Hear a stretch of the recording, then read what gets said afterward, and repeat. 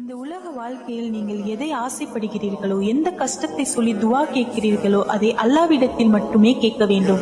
அதை விட்டு நீங்கள் ஷிரிக்கான செயல்களையும் இணை வைப்பு கொள்கையில் ஈடுபட்டால் அல்லாஹ் அதை ஒருபோதும் மன்னிக்க மாட்டான். அல்லாஹ் தன்னுடைய திருமதி குர்ஆன்ல சூரா அல் நிசா 88வது வசனத்தில் சொல்லி காட்டுறான், இன்னல்லாஹ லா யக்ஃபிரு ஐ யுஷ்ரிகு பிஹி, நிச்சயமாக அல்லாஹ் தனக்கு இணை வைப்பவனை ஒருபோதும் மன்னிக்க மாட்டான்.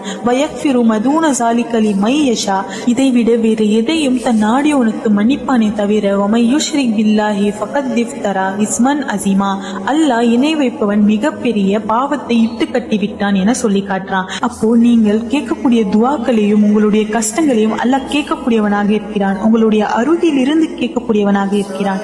நீங்கள் தெரியாமல் செய்த தவறுகளை அல்லாஹ் மன்னிக்கக்கூடியவனாக இருக்கிறான். அவன் ரஹமானவன், ரஹீமானவன். இது போன்ற ஷிரிக்கான செயல்களில் இருந்து, இணை வைப்பு செய்யக்கூடிய கொள்கையில் இருந்தும் உங்களையும் அல்லாஹ் என்னையும் பாதுகாப்பானாக.